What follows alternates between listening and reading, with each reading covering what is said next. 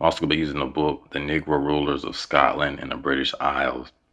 Now we can connect, what a lot of people of color were doing in other lands, because everyone wasn't just in Africa.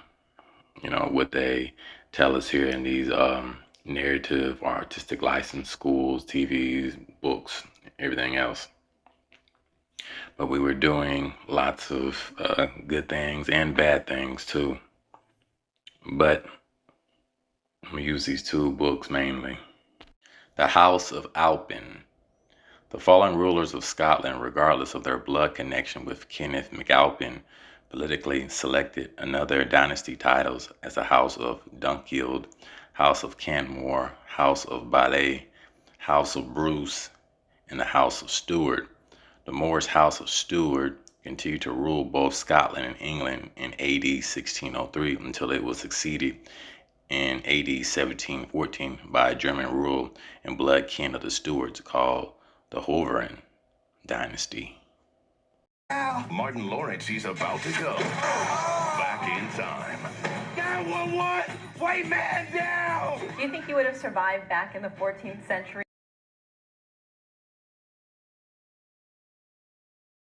Do you think you would have survived back in the 14th century? Maybe if I was there and I was used to it and I had to come up that way, then maybe. What is that, man? It's food. It's roadkill. Not your thing.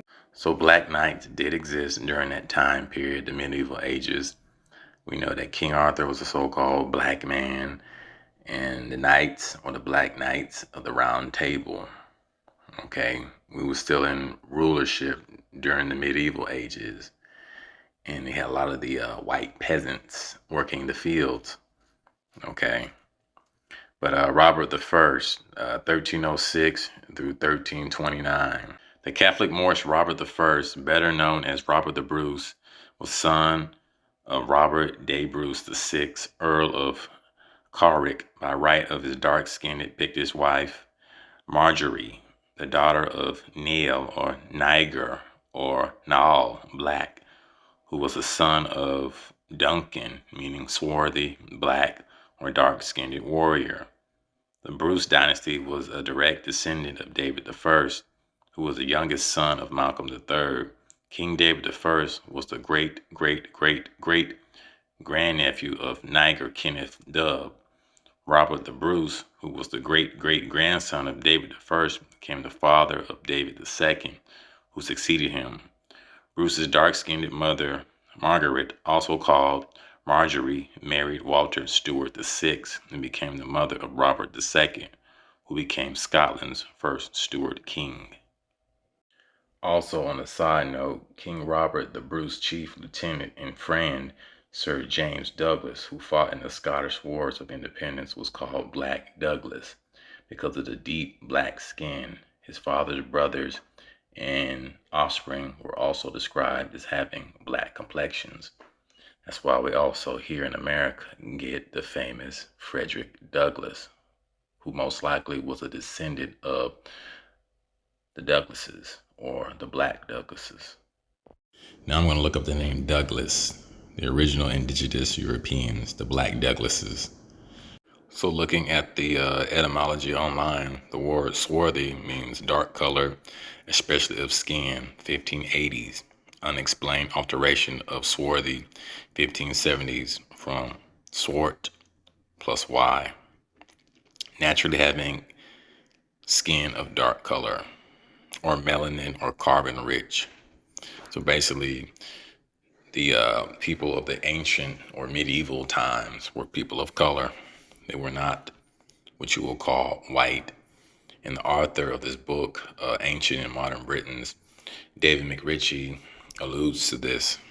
So right here I have the Negro rulers of Scotland and the British Isles. Go to the back of this book, the Gaelic, show you what the word Douglas means. Black, Negro, Niger, derived from the word Douglas, meaning black or more. All right. Now we have this book, the Ancient and Modern Britons, Volume 1, the Black Douglasses. Let's see. Sir James Douglas inherited the blood of his swarthy ancestors. Now we know swarthy means dark-skinned or so-called black, carbon-rich, melanated people. Whether he was a lineal descendant of the 8th century Douglas or not. Okay. And we know he was. Let me see. As already stated, Goscroft remarked that he is said to have seen, he is said to have been a black and swart complexion, an expression somewhat stronger than that used by Barber. This dusky skinned earned for him, said the historians, the title of the Black Douglas. Right?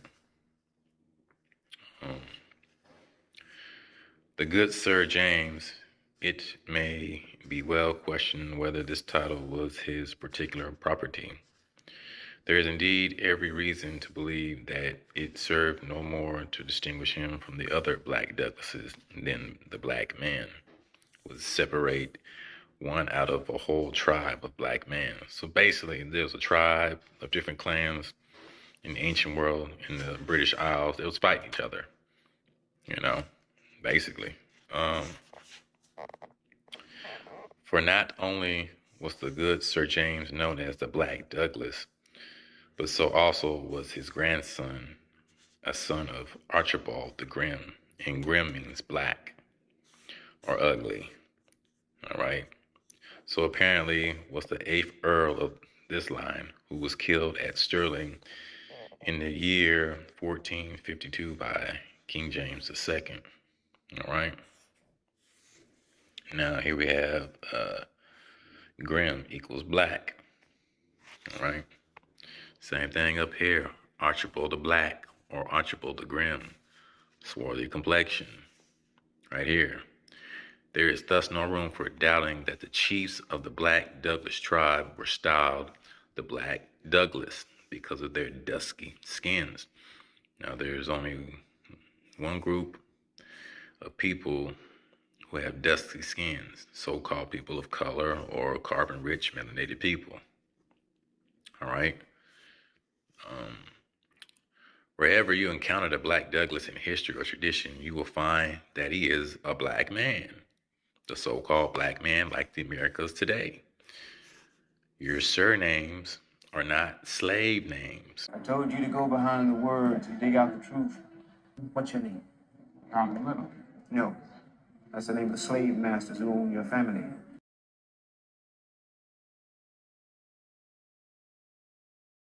See, that's the big narrative here in America, and they feed a lot of money into that storyline that everyone's last name was from slavery. How can it be from slavery when we was over there in Europe and ruled for centuries? It doesn't make any sense. That's like saying the so-called Caucasians came up with the names and then they just gave it to us. That's not the case.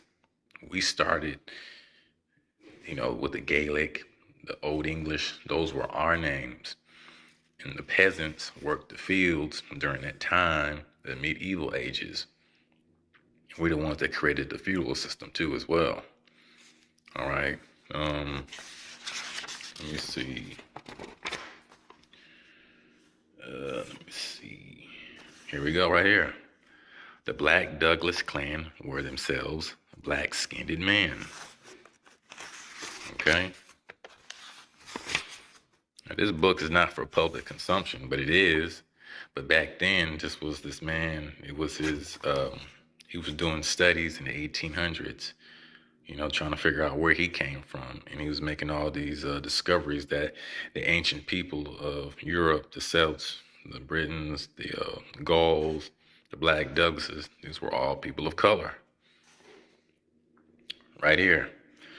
The Black Douglas was simply a swarthy tyrant like the Black oppressor of Welsh traditions or that other Black Knight. Do you think you would have survived back in the 14th century?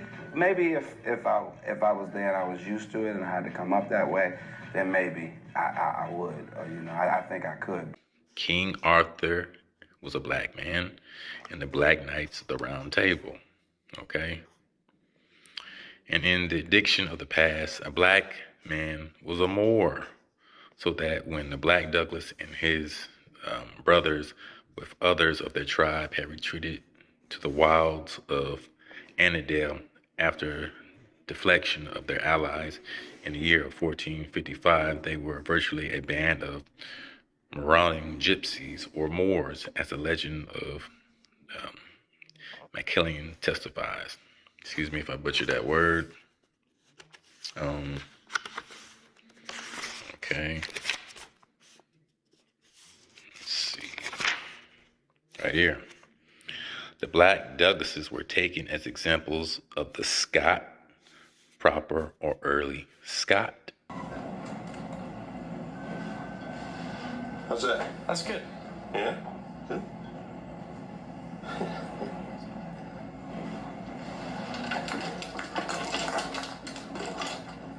Thanks, guys. But this we have seen is equivalent to Moor or early Pict. Okay? The black herds of Scots and Picts were all alike to the British Gallads, or the British Islands. Like I said, there was a clan, the same phenotype, just different clans fighting each other. All right? The characteristics of the wild Scots of Galloway are identical with those of the Picts or Moors of Galloway. All right? Thus, as Moors or Scots or Picts, the purest specimens of the dub glass of Galloway were Gypsies and Falls, and the Douglas or Lattery, a Black Douglas, was a generic term. Okay. Therefore, for this reason, also a Black Douglas was only a synonym for a Moor. Okay. Surnames, not slave names. But it must be remembered that this name originally meant nothing more than the black man. So how is that a slave name when our ancestors gave us these surnames? And that it only clung to one special tribe by the same accidental process that has made such names as Black, Duff, Dow, Brown, like Chris Brown, Bobby Brown, Dawn, Donald, Dune, and others became the distinguishing surname of other families. What other families? So-called black families.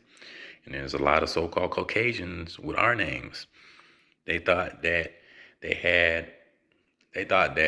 we had their names because of slavery, but it's actually the other way around. They have our names. Okay? Let me see. In noticing those Douglas lords that were unmistakably styled black because of their complexion, it wasn't because of no hair. That's where you get Brown, you get Dawn, and all these other names, okay? Because of the complexion. It was observed that one of them, a son of Sir James, was surnamed the Grim. And we know Grim means black, okay? Or ugly or stern. So you see, these are not slave names. That was just a narrative because people that hated us taught us that slave narrative, okay? It's not what you know, it's what you can prove. Yeah. What can you prove, huh? Nothing. Where's your evidence, huh? All right, right here we have Kenneth the Niger, dub, like dub speakers. Okay.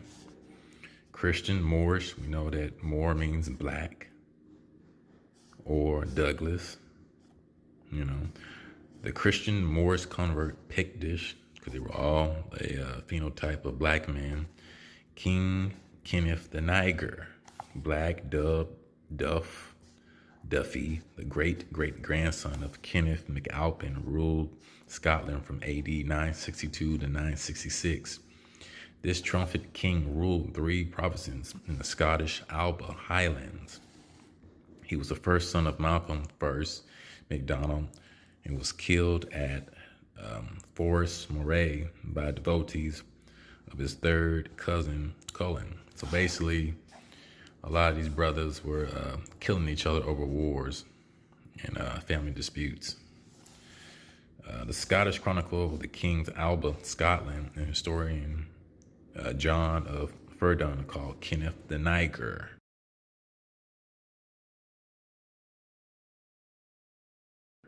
Or Kenneth the Nigger. Kenneth, the pure Negro Moorish blood continued to flow in the veins of the Scottish British rulers. Queen Elizabeth II, the mother of Prince Charles, Andrew, Edward, and Princess Anne, and the grandsons Prince William and Henry Harry are descendants of Kenneth the Niger. The royal King Kenneth the Niger is the 29th great-granduncle of Elizabeth II. All right. Kenneth MacAlpin, whose aspiration was to unite Scotland. However, because of personal bigotry, this Scottish king's very historical existence has virtually been erased from the pages of history, like every so other called black man in this world. They don't want people to know this. Okay? All these brothers, Negroes, Moors, or Israelites, Hebrews, Macbeth, all those plays with Shakespeare about people of color. There wasn't no white man.